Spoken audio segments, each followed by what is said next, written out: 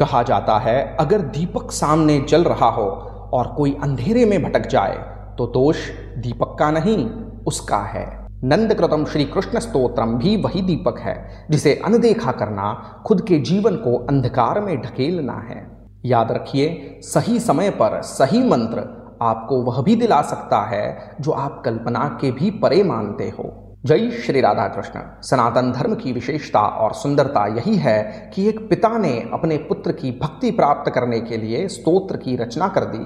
क्या आप जानते हैं, स्वयं नंद बाबा जो श्री कृष्ण के पिता थे, उन्होंने एक ऐसी स्तुति रची जिसे सुनकर स्वयं भगवान श्री कृष्ण प्रसन्न होकर भक्तों को भक्ति का वरदान देते हैं।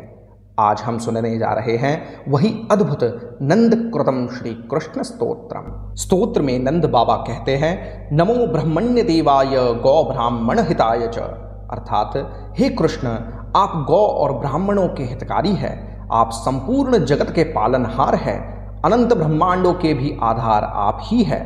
मत्स्य से लेकर हर अवतार में आप ही प्रकट होते हैं।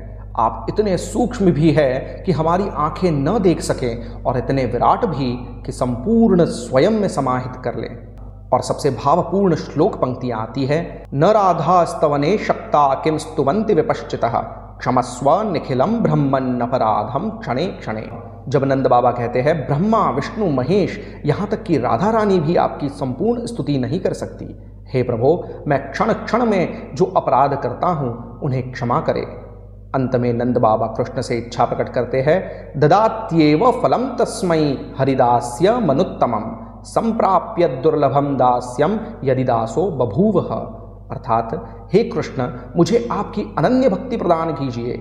यही इस संसार में सबसे दुर्लभ वस्तु है जो किसी किसी को ही मिलती है। सोचिए, जब एक पिता अपने पुत्र को ही विश्व का स्वामी मानकर यह स्तोत्र रचता है तो उस स्तुति की शक्ति कितनी अपार होगी। शास्त्र कहते हैं, जो भी भक्त इस स्तोत्र का नित्य श्रद्धापूर्वक पाठ करता है उसे श्री हरि की अटूट भक्ति और चरणदास्य का अद्वितीय वरदान मिलता है। अगर आप भी चाहते हैं कि आपके जीवन में कृष्ण भक्ति की ज्योति कभी न बुझे तो इस स्तोत्र को अपने हृदय में बसाइए। हर दिन प्रेम से इसका पाठ कीजिए और देखिए कैसे कृष्ण आपके जीवन में आनंद और शांति बरसाते हैं।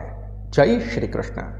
ऐसे ही गुप्त और रहस्यमय स्तोत्र स्तुतियाँ हम आपके लिए लेकर आते रहते हैं, इसीलिए इस चैनल को सब्सक्राइब अवश्य कीजिएगा। वीडियो को अंत तक अवश्य देखें और वीडियो के अंत में जय श्री कृष्ण कमेंट करना न भूलें। ऐसे दिव्य और रहस्यमय स्तोत्र अपने संबंधी और करीबी जनों से शेयर अवश्य करें। आइए सुनते हैं नंद कृतम श्री कृष्ण स्तोत्रम। ओम अथ नंद कृतम श्री कृष्ण स्तोत्रम। नंद उवाच, नमो ब्रह्मण्य देवाय गो ब्राह्मण हिताय च जगद्धिताय कृष्णाय गोविंदाय नमो नमः। नमो ब्रह्मण्य देवाय ब्रह्मणे परमात्मने अनंत कोटि ब्रह्मांड धाम धाम्ने नमोस्तुते। नमो मत्स्यादि रूपाणां जीवरूपाय साक्षिणे निर्लिप्ताय निर्गुणाय निराकाराय ते नमः।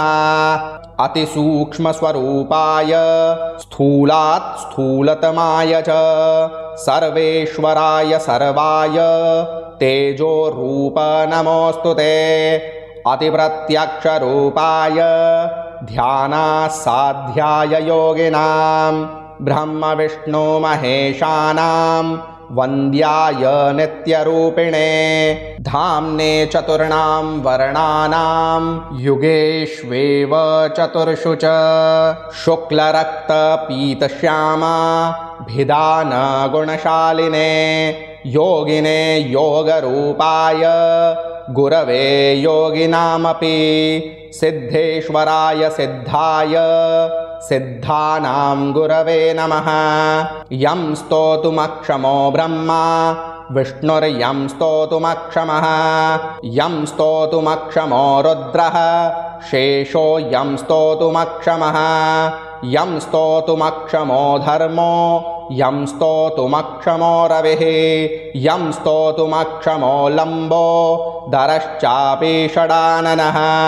यं स्तोतुमक्षमः सर्वे मुनयः सनकादयः कपिलो नाक्षमः स्तोतुं सिद्धेन्द्राणां गुरोर्गुरुः न शक्तौ स्तवनं कर्तुं नरनारायणावृषि अन्ये जलधियः के वा स्तोतुं शक्तः परात्परं वेदा न शक्ता नो वाणी न च लक्ष्मीः सरस्वती न राधास्तवने शक्ता किं स्तुवन्ति विपश्चितः क्षमस्व निखिलं ब्रह्मन् न पराधं क्षणे क्षणे रक्ष मां करुणासिन्धो दीनबन्धो भवार्णवे पुरातीर्थे तपस्तप्त्वा पुत्रः प्राप्तः सनातनः स्वकीयचरणाम्भोजे भक्तिं दास्यं च देहि मे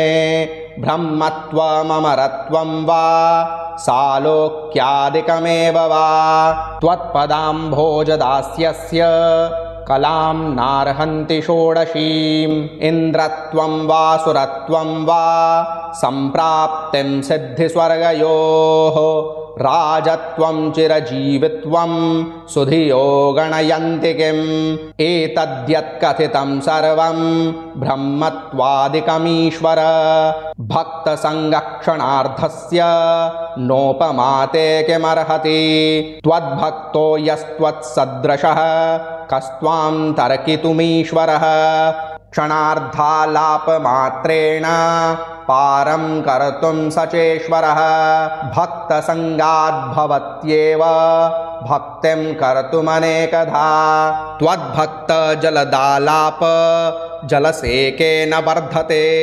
अभक्ताल्लापतापात्तु शुष्कतां याति तत्क्षणम् त्वद्गुणस्मृतिसेकाच्च वर्धते तत्क्षणे स्फुटं त्वद्भक्त्यङ्कुरमुद्भूतं स्फीतं मानसजं परं न नश्यं वर्धनीयं च नित्यं नित्यं क्षणे क्षणे ततः सम्प्राप्य ब्रह्मत्वं भक्तस्य जीवनाय च ददात्येव फलं तस्मै हरिदास्यमनुत्तमं सम्प्राप्य दुर्लभं दास्यं यदि दासो बभूवः सुनिश्चयेन तेनैव जितं सर्वं भयादिकम् इत्येवमुक्त्वा भक्त्या च नन्दस्तस्थौ हरेः पुरः प्रसन्नवदनं कृष्णो ददौ तस्मै तदीप्सितम् एवं नन्दकृतं स्तोत्रं नित्यं भक्त्या च यः पठेत् सुदृढां भक्तिमाप्नोति सद्यो दास्यं लभेद्धरेः। ॐ श्री ब्रह्मवैवर्तते महापुराणे श्रीकृष्णजन्मखण्डे पूर्वे एकविंशाध्यायान्तर्गतं नन्दकृतं श्रीकृष्णस्तोत्रम्।